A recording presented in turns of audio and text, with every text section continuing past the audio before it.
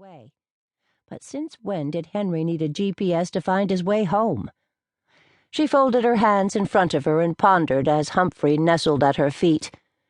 "How about that, Humphrey?" Harriet said. "I know the initials stand for Global Positioning something or other, but in this case I say they stand for Grumpy Prudence System. Prudence sounded a little grumpy the last time I spoke to her. Probably that super-duper lawyering job of hers, which is probably why Henry is coming home her way." Humphrey let go one of his long, loud howls. "You're right," Harriet said. "If they would just settle down and have a baby, or two." Harriet reached down and scratched behind Humphrey's long, loppy left ear. "I still don't know how you get around with these things." For the next 30 minutes, Harriet waited for their arrival. She kept going to the front window and looking out, hoping to see them drive up to the curb. She rearranged all of the snowman's salt and pepper shakers on the mantel, the Christmas tree shakers on the end table, and the elf-shaped shakers that she always liked to line up along the window sill in the living room so they could look out. Harriet owned an extensive novelty shaker collection spanning more than 50 years. She had been a proud member of the Shake It Up Novelty Salt and Pepper Shaker Club for 15 years, and attended their biannual meeting held at the Knights of Columbus. She had a preference for bench-sitter shakers, and was proud of her Indian Chief and Indian Maiden set her friend Martha found in an antique store in Connecticut. A man named Darby offered her $67 for it last year, but she couldn't part with it. Of course, her one dream was that someday she could visit the Salt and Pepper Shaker Museum in Gatlinburg, Tennessee, but that didn't seem likely. After fiddling with the shakers, Harriet checked the water in the Christmas tree. The tree twinkled with multicolored lights. She had planned to wait for Henry and Prudence before hanging any ornaments. She wanted that to be a family thing, with Christmas carols playing in the background, and maybe even a fire blazing in the fireplace. But she couldn't contain herself any longer and opened the Christmas box. She pulled out a couple of glass balls, red and silver, and hung them on the tree.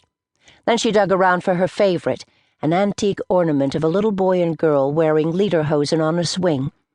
The boy once had a feather in his cap, but that was long gone. The ornament had been made over 100 years ago in the Black Forest of Germany. She let it dangle from her fingers and looked at it from all angles. She could almost hear Max in the background.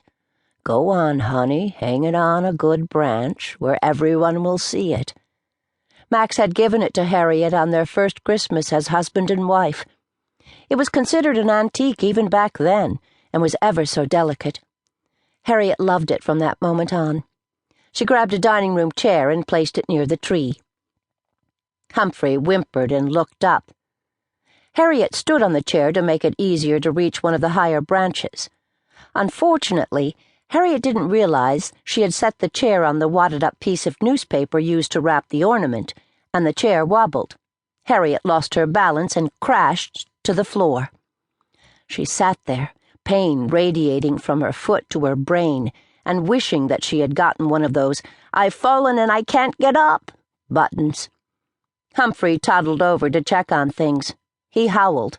Harriet howled back. "I don't think it's broken," Harriet said. "My ankle.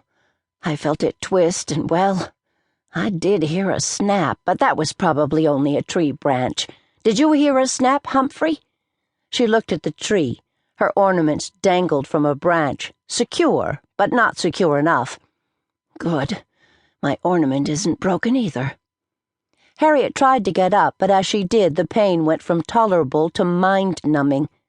For a second she thought she saw a circus elephant sitting on her foot. Humphrey tramped next to her and sat. He rested his head on her thigh. She patted his head as a tear slipped down her cheek. "Humphrey, I'm so glad you're here." He whimpered and looked up over his wiry eyebrows and let go a solemn, doggy sigh. "It's okay," she managed as another blast of pain shot through her foot. "Don't fret. They'll be here soon." As she waited, images of her and Humphrey crossed her mind like picture postcards.